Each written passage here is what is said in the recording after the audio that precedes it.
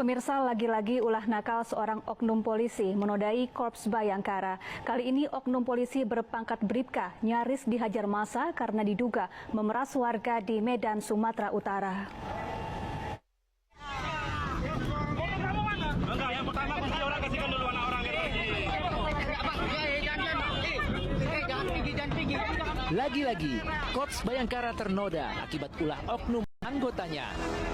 Dalam video yang viral di media sosial, sekelompok warga di Medan, Sumatera Utara meluapkan emosinya kepada oknum polisi yang diduga memeras warga. Buka helmnya, buka. Helmnya buka, woi. Helmnya buka.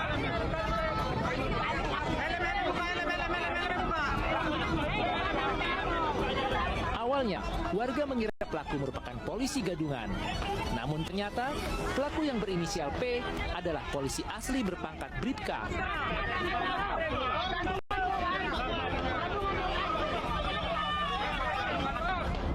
Bribka P pun nyaris diamuk warga. Tak lama kemudian, Bribka P dievakuasi petugas Polsek Sunggal. Bribka P diduga menyetop kendaraan di Jalan Dr. Mansur Medan tanpa surat perintah.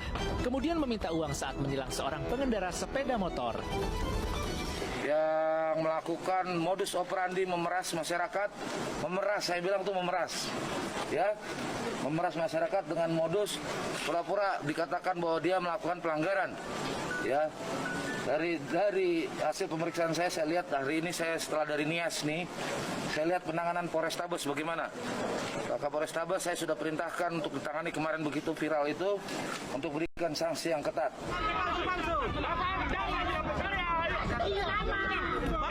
Kini, Bribka P ditahan di sel khusus dan diperiksa intensif. Atas perbuatannya, Bribka P terancam sanksi etik dan pidana. Nggak ada namanya, nggak ada. Mana nama dia? Dari Medan, Sumatera Utara, Adi Palapa, iNews melaporkan. Ya, lantas apa penyebab kejadian yang mencoreng institusi Polri itu berulang? Untuk membahasnya sudah bergabung bersama kami Kapolrestabes Medan, Kombes Pol Riko Sunarko, kemudian Ketua IPW Sugeng Teguh Santoso dan anggota Kompolnas Yusuf Warshim. Selamat sore Bapak-bapak, apa kabar?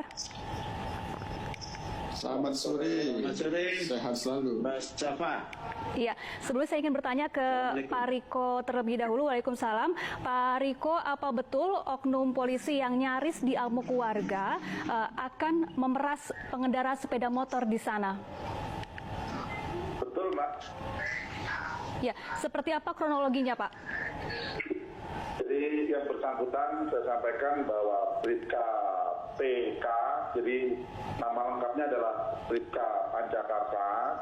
Yang bersangkutan pada hari Kamis kemarin, tanggal 11, yang bersangkutan menghentikan salah satu pengemudi sepeda motor, kemudian menanyakan kelengkapan kendaraan, STNK dan SIM, namun pengendara tidak punya SIM. Kemudian karena tidak punya SIM, yang bersangkutan menyampaikan bahwa apabila tidak mempunyai SIM harus membayar. Yang bersangkutan meminta uang 200.000, namun pengendara tidak punya uang 200.000, akhirnya berusaha memberikan uang 100.000. Itu, Mbak. Ya, apa betul Bribka P ini melakukan penilangan tanpa surat perintah? Betul, jadi yang bersangkutan dinas di Polsek Delitua, kemudian kejadian tersebut di Polsek Sunggal, jadi bukan wilayah tugasnya dan yang pasti tidak ada surat tugasnya, Mbak. Ya, lalu bagaimana akhirnya warga datang dan kemudian nyaris menghakimi Bribka P?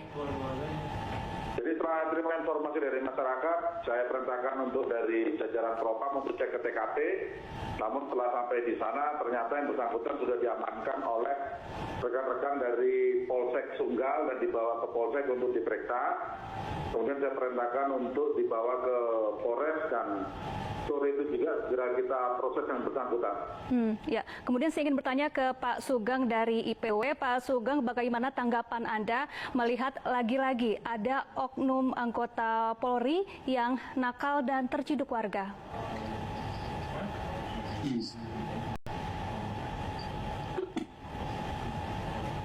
Pak Sugeng?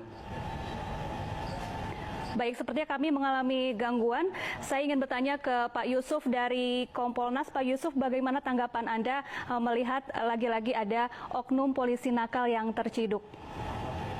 Baik, terima kasih Mbak Safa. Tentu ini sekali lagi sangat memprihatinkan dan sangat memalukan institusi atas ulah oknum. Namun kami memberi apresiasi tentu kepada Pak Kapolda, Pak Kapolrestabes Medan yang telah cepat dan responsif turun ke lapangan untuk melakukan tinjauan langsung dan sekaligus mengklarifikasi bagaimana persoalan sesungguhnya yang terjadi. Tentu kita sebagai pengawas eksternal Polri, hal-hal yang seperti ini tentu merupakan bagian daripada apa yang sesungguhnya itu belum, sekali lagi belum disadari oleh anggota kita di bawah, sehingga ada oknum-oknum seperti ini, bahwa pada saat ini masyarakat itu begitu cepat untuk merespon berbagai hal-hal yang itu tidak patut, yang tidak pantas, bahkan masuk dalam kategori yang dikatakan pelanggaran. Karena memang secara teoritik pengawasan itu kan 3 terhadap Polri. Pertama, pengawasan internal, baik oleh pimpinan maupun inspektorat. Yang kedua, ada pengawasan masyarakat.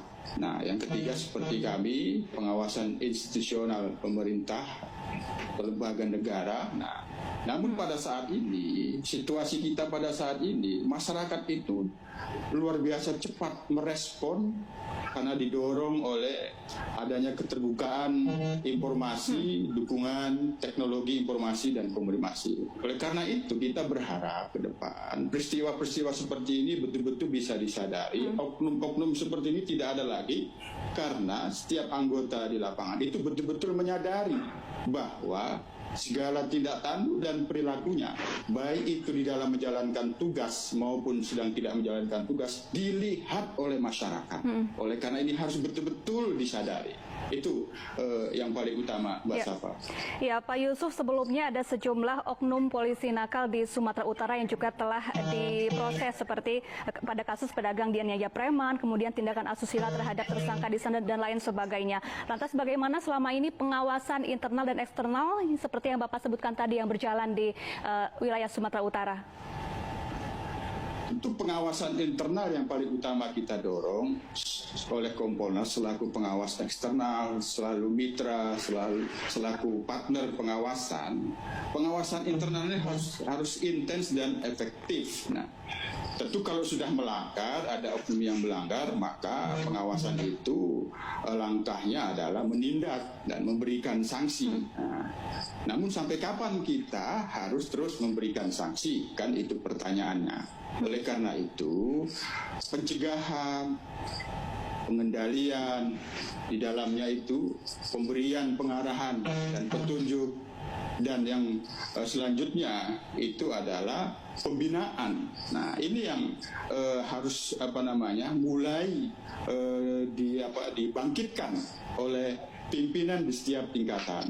Nah, tentu dalam hal ini kita mengapresiasi langkah cepat Pak Kapolres. Namun ke depan kita berharap setiap pimpinan dalam setiap tingkatan ataupun satuan kerja, pengendalian, pemberian arahan dan petunjuk, pembinaan, yang itu bagian dari bagaimana kita mengawasi anggota itu.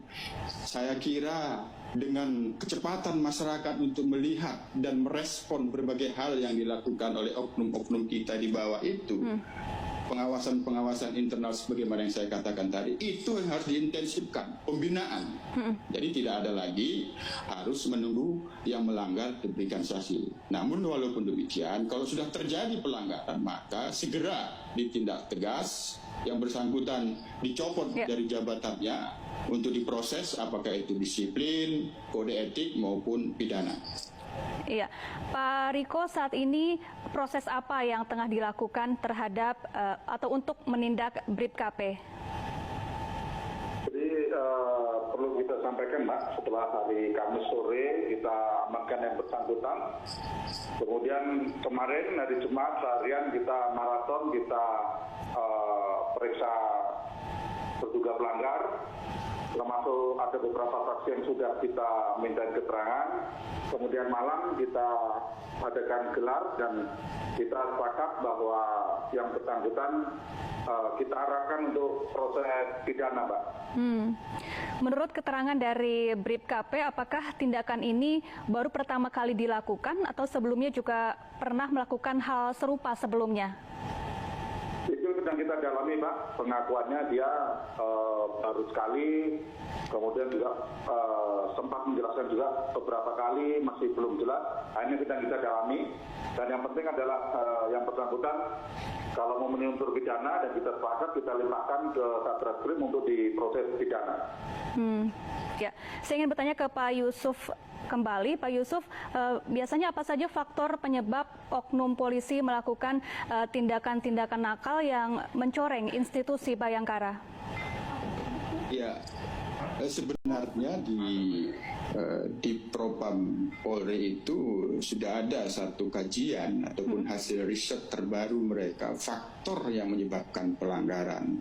Di antaranya ya pasti lingkungan, gitu kan. Nah, di dalam lingkungan pergaulan mereka seperti apa, di mana dia tempat tinggalnya, siapa-siapa rekan bekerjanya, itu yang pertama, yang di antara lingkungan. Yang kedua ada faktor ya gaya hidup. Nah, gaya hidup ini yang terkadang di beberapa oknum-oknum yang melakukan pelanggaran itu kita jumpai, itu selalu alasannya hal-hal yang seperti ini terkait dengan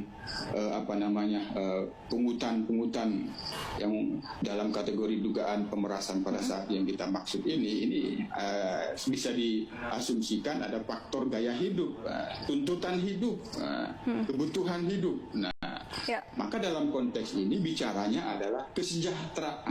Nah, jadi gini Mbak Safa, saya tidak ingin mengemukakan satu persoalan yang sifatnya personal, tapi ada hubungan antara struktur dan aktor, antara sistem dan orangnya. Maka yang harus kita bangun bagaimana sistem itu dibangun agar setiap orang, setiap anggota itu merasa terawasi.